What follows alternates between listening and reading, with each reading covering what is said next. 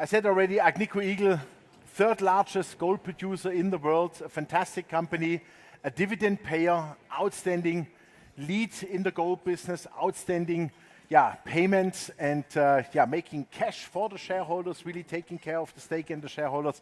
That's exactly how it should be. And please welcome Ammar Al-Joundi, the President and CEO. Thank you. Welcome, Ammar. Please have a seat. Choose which one you want to like. Super. Secondly, I think you all know him, the world's number 4 in the royalty and streaming business, Osisko Gold Royalties, also fantastic company with an outstanding growth path. Even if they would not invest one dime for the next 7 years, the company would grow on a double-digit percentage per year, by the way, and also paying dividends quarterly, which I really love to have every quarter in my account. Sandeep Singh, the President and CEO. Welcome. Thank you, Joachim. Yeah. Good to see you. Thank you. So, let's get started here. If you like some water. Yeah, that's a good idea. Please help yourself. Okay. So, here we go. Make this hard. Yeah, and as some people asked me already, oh, thank God you are wearing your green pants. For those who don't know the story, since I started to wear my green pants, the gold price is rising and also silver. So you know, when I'm off with the green pants, we are in trouble. All right. As you know, we are always love to do like a 45-minute panel session here with our 2 guests. And we have prepared some questions. And afterwards, we want to do a Q&A, and Patrick will then run around with a microphone. But let's get started first here with you, Ammar. After the pandemic-related gap since Agnico's last attendance at this dinner event, so much progress was made, first with your merger with Kirkland Lake, then the joint venture with Teck in Mexico, and the recent acquisition of Yamana's Canadian assets. Your retiring CFO, David Smith, whom I had the pleasure to play golf one time in Florida with, made an impressive comment on Agnico's consistent growth, who has been with the company from 500,000 ounces per year now to over 3 million ounces production per year. Can you elaborate a bit on this growth versus the current share price? Well, you know, I've had the opportunity to work with great people, including David Smith, and he has been an important part of growing the company. But I'll go to my predecessor, Sean Boyd. Sean Boyd was CEO for 25 years. And when he started, the market cap was 250 million. Now it's 25 billion. So I did the math. If I do it for 25 years, we'll be worth $2.5 trillion. So, you know, like to see that. Most of our growth has been organic. We are not an M&A company. We're a mining company. And our strategy really is to go into the best regions in the world and build mines. We find our mines, we build our mines. And the deals you talked about, in particular Kirkland Lake and buying the Canadian assets of Yamana, are exactly part of that strategy, where we're continuing to consolidate the Abitibi region of Canada, which we think is the best region in the world to mine. And our growth is going to be organic, and our growth is going to be growth per share, which is what matters. And growth of the dividend. Of course. We've paid a dividend for almost 40 years now, and we haven't missed one. Yeah, fantastic. Super. Osisko Gold Royalties performed since the dinner event in November over 50%, and I must say I'm really happy about it because I'm a shareholder. Congratulations, Sandeep, and we are excited to hear how additional value creation will follow. So can you give the audience a brief overview of Osisko Gold Royalties activities and what ongoing inflation means for your business? Geez, Joachim, there's a lot in there. That was Patrick. Those are three questions at once. Well, first off, thanks for having us, and thanks to the crowd for joining us for dinner tonight. I think, as you mentioned, in November and prior to that, had the privilege of meeting several of you, and hopefully you did buy some stock because we have done well. But really for us, that was, as we've talked about a number of times, a catch-up phase. The base was just so low and unnecessarily low that we still feel we have a lot of momentum based on that growth story that you mentioned, and just kind of getting to where our assets should be properly valued, starting with the asset that we share, that we cheerlead for Ammar and Agnico on Malartic. So that's where we're going. I think in there somewhere you asked me, where we're going, or an overview of the company, I think you said. As you've heard, we are a large intermediate gold royalty company. So unlike Ammar and Agnico, we don't mine. We're not operators. What we do is we provide capital to the mining sector, and in return we get streams of cash flow back from our partners. We're very fortunate to have Agnico as our largest partner on Malartic, but we're blessed to have several others, many of whom you might have met at the conference if you attended, folks like Alamos Gold on their Island Mine, Eldorado at Lamaque, and others that you know well. So they are really funding and fueling our growth. We've invested significantly over the last 8 years as we grew this company. Now that growth is really on our doorstep, where we continue to grow at almost a double-digit CAGR for hopefully the rest of this decade on assets that we already own outright, assets that we bought when gold was somewhere between $1,200 and $1,300 an ounce, and now we're benefiting from that cash flow at much higher gold prices. So that's the story of Osisko. It's not one of a miner, but it's one of a capital provider to the sector. And I still think that our best days are ahead of us. There were like 6 questions in there. If I missed 1 or 2, I apologize. But hopefully that gives you something to start with. Absolutely. Speaking of the significant size, Ammar, of Agnico Eagle, let's hear more about the Kirkland Lake merger and the Malartic consolidation, and what it really means in terms of logistics, size, and mine life. Well, let me start by saying our strategy is a little bit different than most of our peers. Most of our peers are global gold mining companies. They'll happily say that, and there's nothing wrong with that. They will go anywhere in the world to build a gold mine. We're different. We're not a global gold mining company. We are regional gold mining company. We only go into regions that meet 2 criteria. The first is it has to have the geologic potential for multiple mines over multiple decades, because that's how you get good at mining, through experience. And the second criteria, and it makes sense, is you have to be able to operate multiple mines for multiple decades, which means you have to be in safe jurisdictions. A gentleman I was sitting with just at the table is in the business of investing money, and he's been doing it for 20 years. And he said to me, you know what the secret is to be successful over 20 years?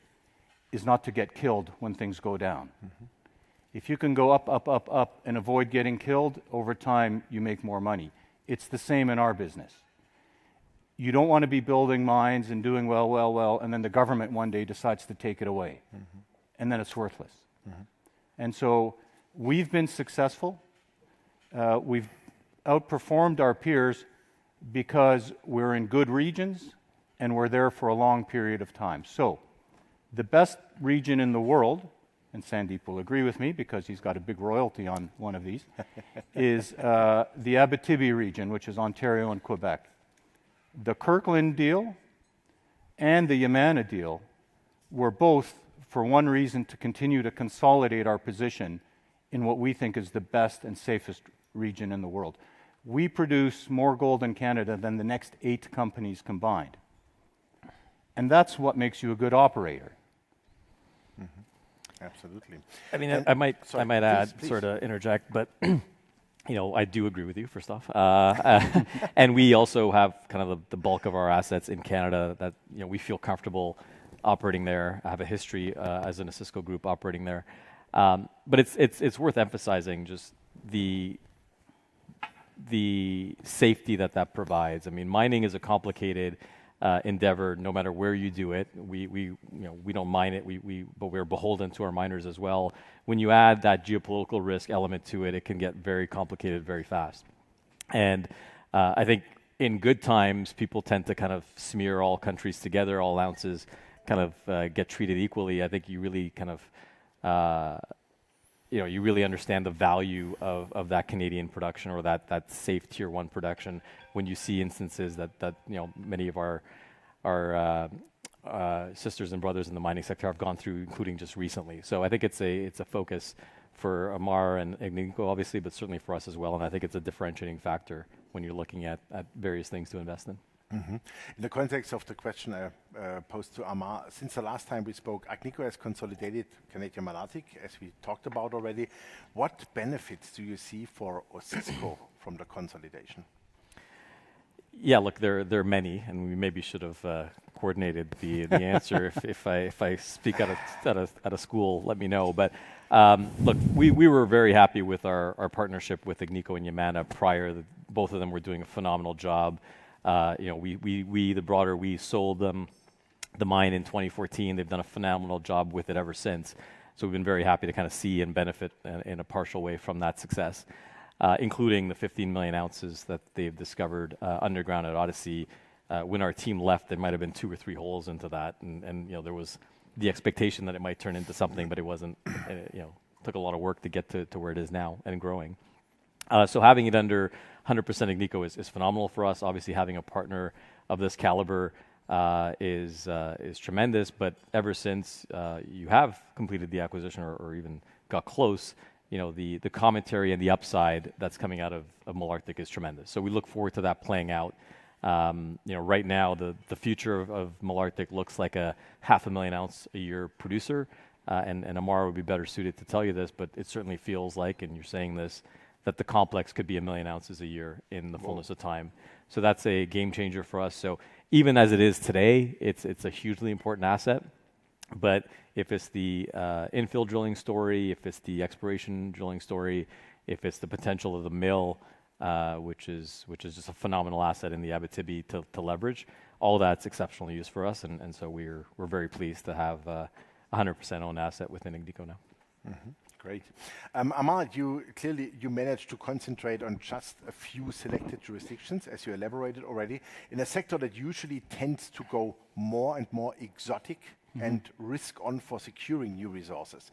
How does this compare to your peer group, and what differentiates you from them? Well, it's what we talked about earlier, which is our peer group really are global miners.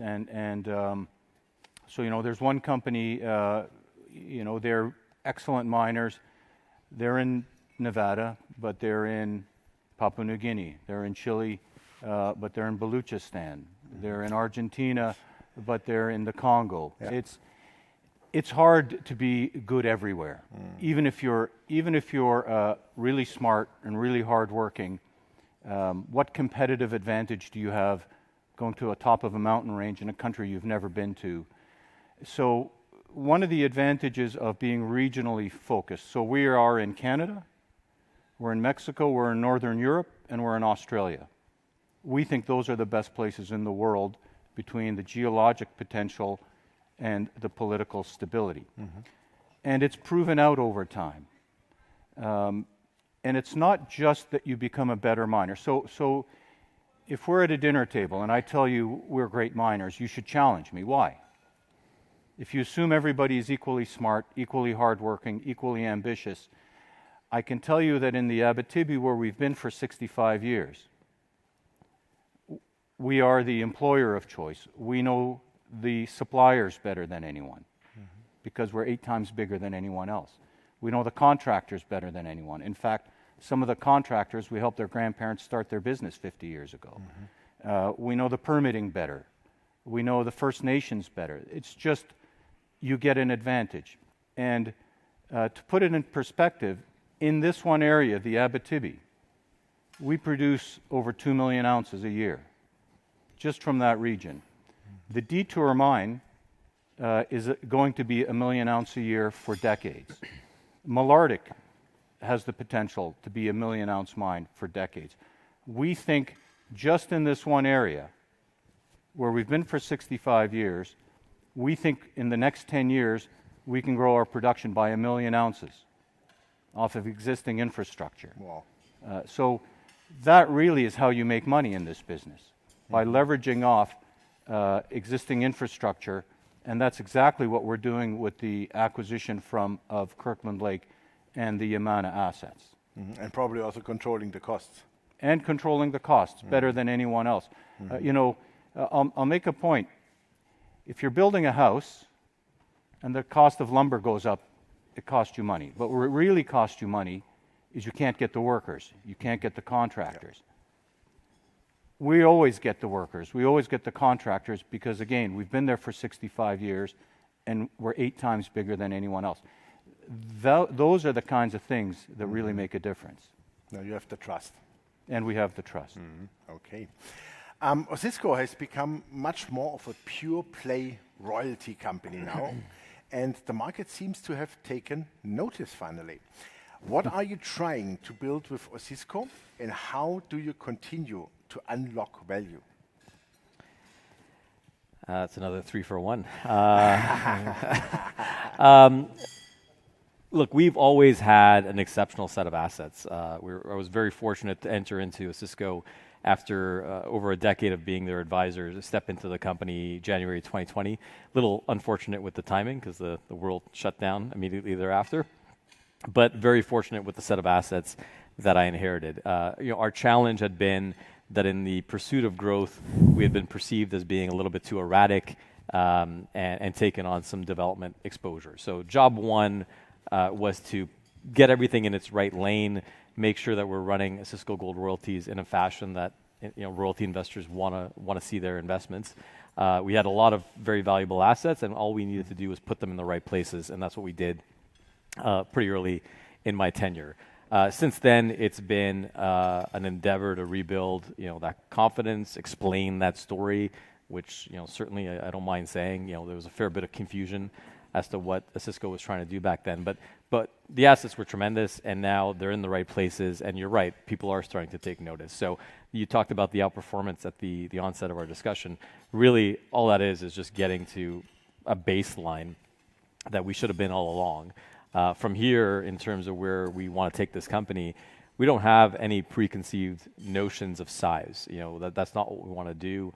We'll continue to grow, we'll continue to allocate capital, but only when it's makes sense, only when it's accretive to us, both financially and asset quality wise. And we'll continue to be what we have been, which is contrarians and deploy capital to the mining sector when the mining sector needs it. So we don't need to be the biggest, but we want to be the most profitable, and we want to continue to unlock value, which I think is significant in our portfolio. We're still nowhere near where we would feel comfortable. So we're going to let our assets continue to evolve. Our partners like Agnico, like others, are doing a tremendous job for us. Our assets are long life, they're getting longer, generally speaking. They're big, they're going through expansions. The foundation of the company is set for the foreseeable future for a very long time. And every year, hopefully for the rest of this decade and well beyond, we'll have partners bringing on new assets. And with every new asset, with every bit of production, obviously the cash flow grows, but the company gets more diversified, it gets safer. The G&A per ounce gets lower. All the natural benefits that you get from a maturing royalty business, and we only started 8 years ago. It takes a while to get that level of maturity in the portfolio, and we have it now, and we're very excited about it. Okay. You already answered parts of that question, but I still want to come back on that a little bit. You have a great company culture, you have high principles, stakeholders, but how do you do your solid approach on money allocation for your projects? Meaning, what are the main reasons for you doing that, where you want to spend? And can you tell us more about your principles and the guidelines, what the priorities are for the company there? Well, thank you for asking, Johan. I love that question because it's a question that says, what's your capital allocation strategy? What's the discipline? A lot of people in our business will say, look, we're going to be really disciplined with capital and we're only going to invest in things more than 15%. But I think a lot of people in the audience tonight and yourself, you do this for a living. You allocate capital. And I'm going to suggest that 100% of your value added is knowledge. It's knowledge. The real discipline in allocating capital isn't just saying I'm going to invest in 15%. The real discipline is the homework and the knowledge. So if I'm in a place where I've been for 65 years and my employees have been with me for decades, and I'm looking at assets in a region I've been for 65 years, and I've done 2 years of drilling, and I know the people, I might make a mistake, but I have an awful lot of knowledge. Now compare that if I want to go build a mine in Tanzania. I've never been, well actually I have been to Tanzania, but you know, it's a lot different than a banker coming in and saying, hey, take a look at this in a country you've never been to. To your question, how do we allocate capital? We allocate capital based on knowledge. And we have that knowledge because we're regional and because we've been there for anywhere between 20 and 60 years. So that's one of the reasons we've been successful. The regional approach not only mitigates risk, not only allows you to operate better, but it allows you to make more intelligent capital allocation decisions based on knowledge. Okay, that leads me to one spontaneous question, Sandeep, if you don't mind. Go ahead. If we talk about Nunavut, you have several large mines there. Have you thought already about, because I was talking about uranium, about small modular reactors to create power for your mines there?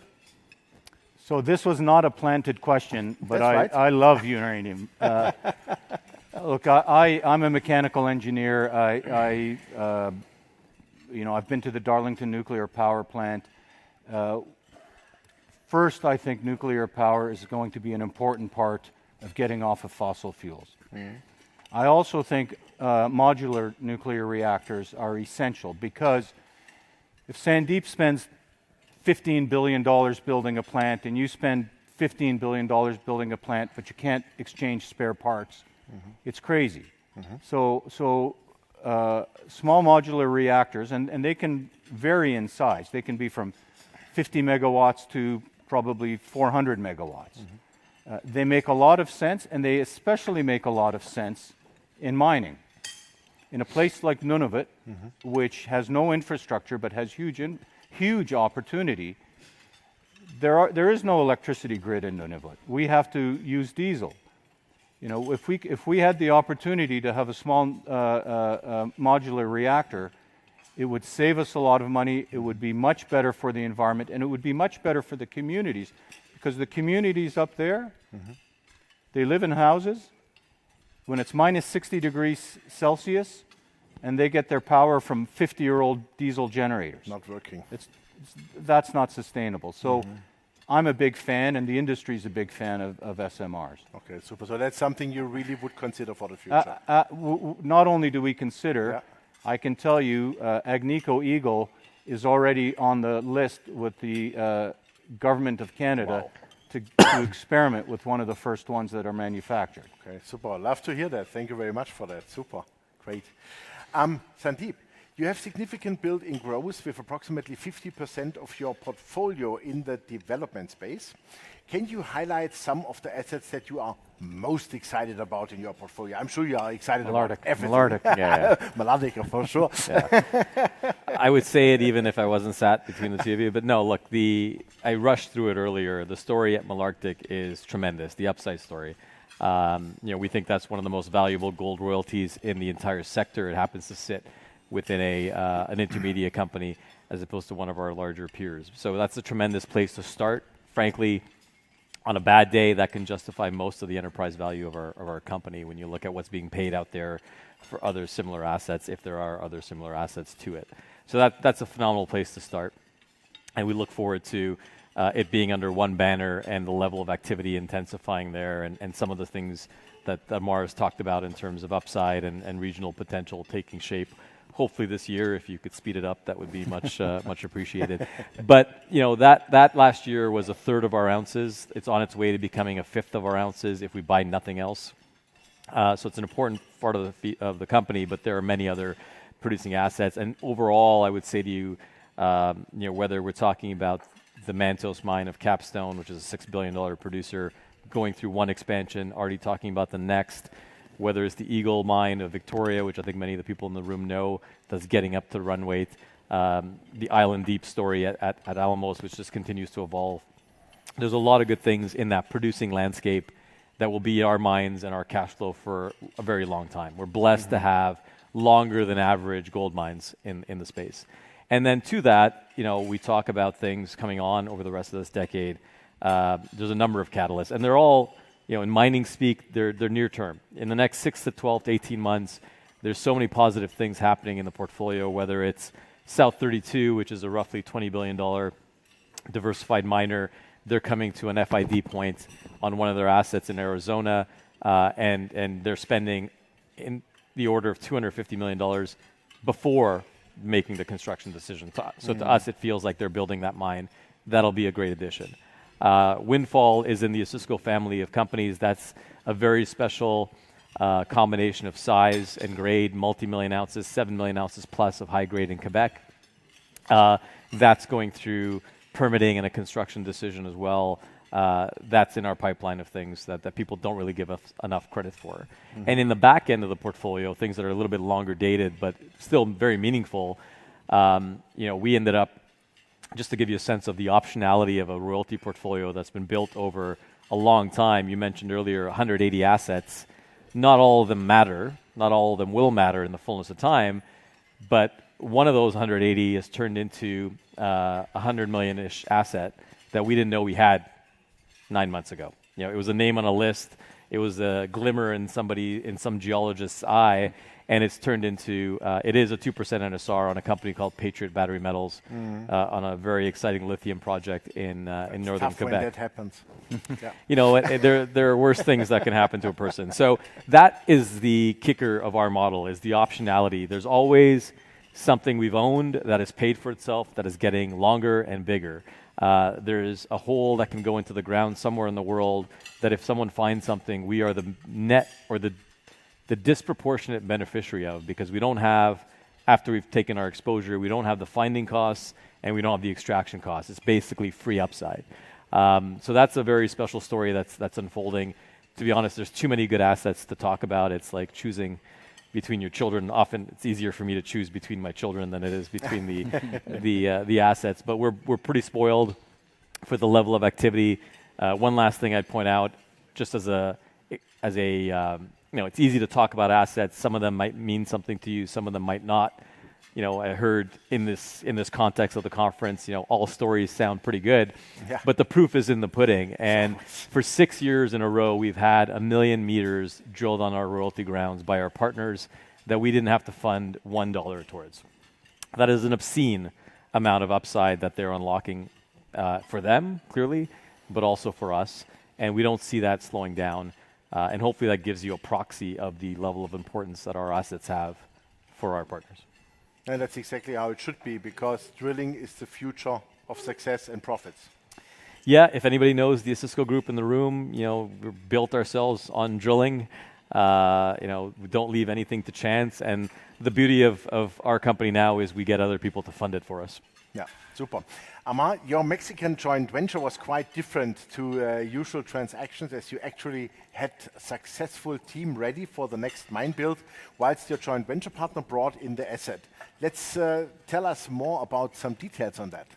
Sure. Well, you're right. That's why the deal made sense between Teck and Agnico. So the San Nicolas is a very high grade copper mine. It's about 4 or 5 times the grade of the average new copper mine coming on. It was owned by Teck for years, but Teck was tied up with other things, and Teck didn't have a team in Mexico to build the project, so the market was giving Teck no value for it.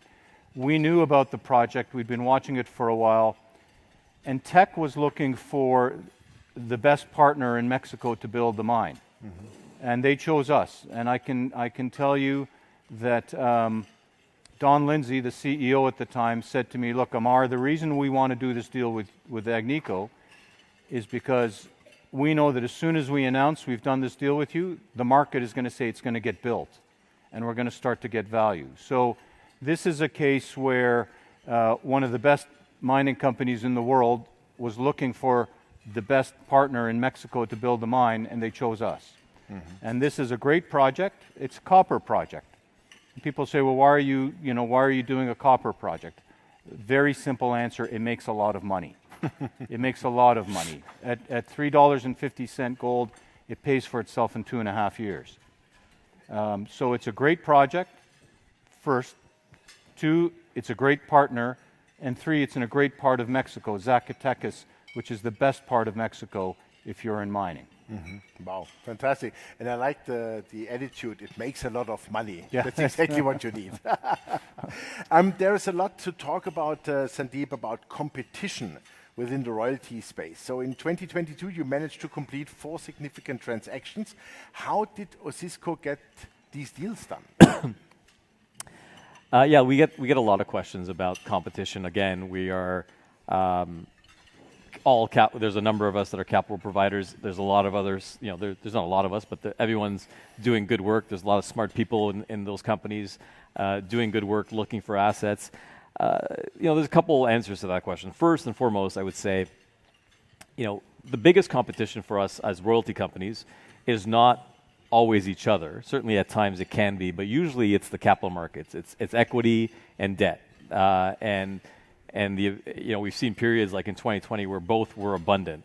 Equity was available to everybody, debt was cheap and readily available. And generally speaking, certain miners will tend to gravitate towards that versus streaming. Equity is money you never have to return. That's usually comforting to folks. So those are the periods where we're more challenged to find growth. And frankly, those are periods where we should take a step back and say the market doesn't need our money. It's not going to reward us. We're not going to get a good return. And we need to be contrarians in the sector and wait, because we get the best deals when that opposite dynamic is in place. And then that's what happened in 2022. Equity dried up for most people. Debt, for the first time in my adult life, actually, is not free. And at the same time, the CapEx numbers were continuing to inflate. Because if there's inflation in the world, which there clearly is, which I think is frankly undercalculated, there's certainly inflation in the mining world, because the mining is 2 things. It's labor intensive and it's energy intensive. So far this year, we're seeing a bit of relief from the energy side at least. So that's a good dynamic for us.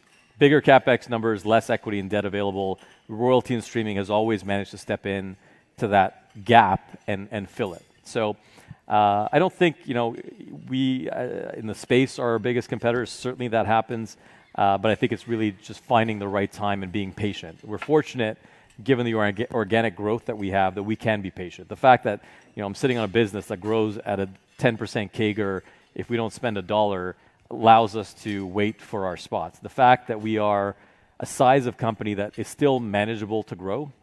That deal flow we did in 2020, just last year, it wasn't break the bank kind of spending. It was very moderate. It was split up. We diversified our risks in doing so. And in the fullness of time, that will add double-digit growth on top of double-digit growth. So that's still the size of company that we are, that we don't have to chase too much. Competition will exist. I mean, I tell people when this company started 8+ years ago, competition was even worse. We were a smaller company on a relative size compared to Royal Gold, who's in the room, Franco and Wheaton. They were they were equally formidable then. I think there's enough for the sector to grow itself, and we've shown that through our relationship and our network, as opposed to being the highest bidder, everything we do is through our network. We've managed to collect a very impressive set of assets, and through those same relationships and hard work, we managed to continue to grow it. Super, thank you. Question for both of you before we start the Q&A. What is your future policy on shareholder returns? Ammar, maybe you want to start. Well, the first thing is always pay a dividend. We've paid a dividend, as I mentioned, for almost 40 years in a row. We've never missed one. I don't think there's another gold mining company in the world that can say that. No, not that I know. I told one of the differences we mentioned, the big differences were regional miner versus global. The other big difference about Agnico is we've never cared how big we get. Everything we do is on a per share basis. So our job is to make money for shareholders, and we're very disciplined on how we spend capital based on knowledge. And frankly, and this is important, and I don't think a lot of gold CEOs would say this, if I don't have something good to invest your money in, I would rather give it back to you than invest it in something suboptimal. Because again, I don't care how big we are. I care how much money we make on a per share basis. Okay, super. Sandeep? Yeah, you were beating me up about this afternoon. You're always you're a one-trick pony. Look, we have paid a dividend since our first day as a public company, literally first day. We don't have the 65-year-old track record, but hopefully one day we will. It's only ever gone up. It will only ever go up. That's the beauty of having a 93% margin business. We keep 93 cents of every dollar of gold that we sell. So paying the dividend is A, it's sacrosanct. B, we like the discipline it provides. 3, it's easy. Okay. So when we look at this landscape, I mean, to put it in perspective, last year and on average over the last 5 years, we returned a third of every ounce of gold that our partners produced. A third of every dollar of revenue went back to shareholders. 2/3 of that was in dividends, and a third of that was in buybacks. So we will continue to find the right ways to allocate capital. Still more biased towards buying back our stock when it's cheap right now than a dividend increase, but it will come. So we'll continue to find the right balance between investing in growth, but agree, like Ammar, if we don't like what we see, which we said openly in 2020 and 2021, we'll increase our dividend, we'll buy back our stock, and we'll pad the balance sheet, and we'll wait. Because one of the things that's to our benefit is cycles in the mining sector are no longer 7-year cycles. They come and go in 2 sometimes. So if you're patient enough, you'll find opportunities to deploy capital. We have no doubt. But sometimes the best answer is just getting our shareholders more exposure to our existing assets, and that's a perfectly acceptable answer too. Perfect. Thank you very much, gentlemen. All right, so if I look at the timetable, Ammar, Sandeep, thank you very much for taking the time. Thank you. Thank you. Yeah. Thank you.